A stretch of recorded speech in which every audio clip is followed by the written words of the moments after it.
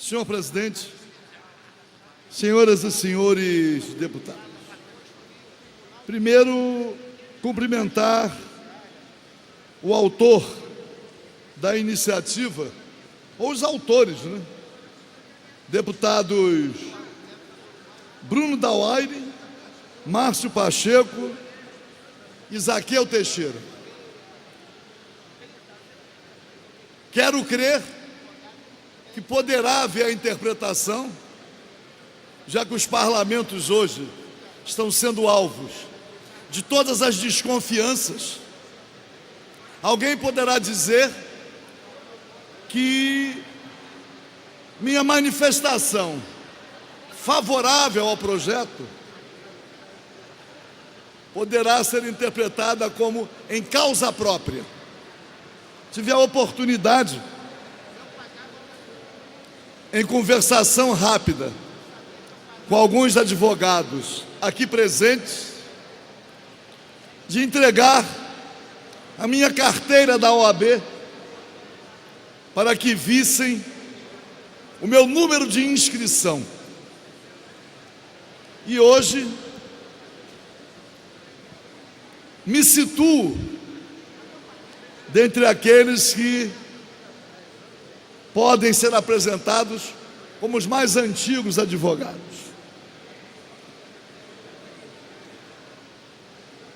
Aproveitei, deputado Bruno Dauaire, estou aproveitando a oportunidade de debater esse tema da maior relevância, importante para os advogados, tão importante que os advogados estão aqui presentes para acompanhar a votação. Mas eu quero aproveitar para alertar os advogados. Assim como estamos atravessando uma fase em que os parlamentos estão muito vulneráveis, existindo inclusive uma óbvia criminalização em relação ao exercício do mandato, fazendo com que a nossa Constituição esteja sendo rasgada, principalmente pela instituição que deveria proteger e preservar a Constituição, que é o Supremo Tribunal Federal. O Supremo Tribunal Federal, deputado Luiz Paulo Correia da Rocha, não tem poderes constituintes. Entretanto, vem escrevendo uma outra Constituição. Aliás, com um argumento falacioso, em que, dependendo das circunstâncias e das transformações sociais, a Constituição deva ser reinterpretada. Eles não querem o cumprimento da Constituição, eles querem interpretar e impor rotineiramente um entendimento diverso daquele que consta da Constituição. E eu falo com a autoridade de quem foi constituinte.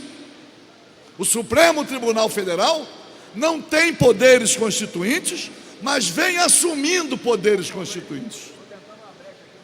A Constituição, por exemplo, diz que o deputado é inviolável por suas opiniões, palavras e votos. O Supremo Tribunal Federal não tem respeitado esta inviolabilidade. A Constituição também diz que ninguém será considerado culpado até o trânsito em julgado da sentença condenatória. Mas o Supremo Tribunal Federal já entendeu que deve cumprir a pena aplicada a partir da condenação em segunda instância, mesmo em havendo recurso. Porque o advogado sabe que uma sentença, uma decisão judicial transitou em julgado, quando em relação a ela não cabe mais recurso. Pois não, deputado Flávio Bolsonaro. Deputado Paulo Ramos, doutor Paulo Ramos, eu aproveito essa parte só para também fazer aqui a minha declaração de apoio ao projeto do deputado Bruno Dauaire. Os honorários advocatícios, sem dúvida alguma, compõem essa situação alimentar, que é de necessidade, de fato, dos profissionais que operam o direito. E para concordar com essa parte do discurso de Vossa Excelência sobre a preocupação de interpretação pelo Supremo Tribunal Federal desse dispositivo constitucional de inviolabilidade de quaisquer opiniões, palavras de votos de parlamentares. E digo por conhecimento próprio, dentro da minha família, o único deputado federal que está com o processo aberto no Supremo por opiniões chama-se Jair Bolsonaro. Então, nessa parte, quero concordar, agradecer pelo discurso de Vossa Excelência. E eu quero também manifestar minha concordância, inclusive nesse caso específico, trazido à baila aqui hoje por Vossa Excelência, que nós não podemos defender a Constituição só em relação àqueles que integram o nosso campo político.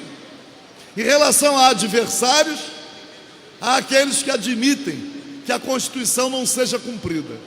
Mas o Supremo Tribunal Federal não tem criado apenas a insegurança jurídica, tem criado a anarquia jurídica, a ponto de, na questão, por exemplo, do chamado foro privilegiado, aliás, eu sempre digo, privilegiado é o foro, não é quem tem direito a ele, é o foro que é privilegiado.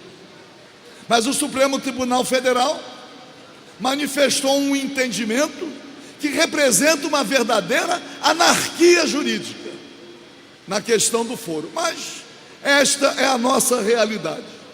Mas aos advogados, eu quero fazer este alerta, como advogado, no exercício do mandato. Estão criminalizando de forma preocupante o exercício da profissão de advogado. Escritórios de advocacia estão sendo objeto de busca e apreensão. Estão quebrando, invadindo a inviolabilidade. O sigilo profissional está sendo invadido. Em relação aos advogados, em muitos casos, estamos vivendo a verdadeira ditadura do judiciário. A verdadeira ditadura. E é preciso que os advogados se preocupem com essa questão. Eu, inclusive, deputado Dica, deputado Flávio Bolsonaro, Jânio Mendes, os deputados que são advogados, tenho, em função dessa preocupação, admitido até que na nossa Ordem dos Advogados do Brasil, aquele Tribunal de Ética e Disciplina deva trocar de nome. Chamar de tribunal significa imediatamente admitir a prática de algum ilícito. A sociedade interpreta dessa maneira. E mais, mesmo sendo injustiçado, o advogado que é submetido àquele tribunal tem o processo inscrito permanentemente. A OAB não guarda sigilo. E aquele que é submetido, mesmo injustamente, ao crivo daquele Tribunal de Ética e Disciplina, tem o nome manchado, impossibilitando, inclusive, que tenha acesso, através de concurso público, à magistratura. Nunca mais será incluído no 5º Constitucional. Enfim, é preciso que a Ordem dos Advogados do Brasil assuma uma preocupação e haja de forma a mais clara na defesa das prerrogativas do exercício da advocacia. Está na Constituição. O advogado é essencial à prestação jurisdicional do Estado. O advogado é essencial ao contraditório. O advogado é essencial à afirmação do Estado democrático de direito. Nesse caso específico, deputado Bruno Dauaire, deputado Márcio Pacheco e deputado Zaqueu Teixeira. Quando o deputado Luiz Paulo diz que a iniciativa é inconstitucional, cabe ao presidente do Tribunal de Justiça a iniciativa, aqui é só uma compatibilização da legislação que já existe. Não chega a ser uma transformação legislativa. É o reconhecimento claro de um direito na execução de honorários advocatícios. Deputado, vai discutir? A não incidência concluir, por das favor, custas deputado. judiciais. Portanto, eu, como advogado, não em causa própria, entendo da constitucionalidade e, no mérito, obviamente, voto favorável. Parabéns aos advogados.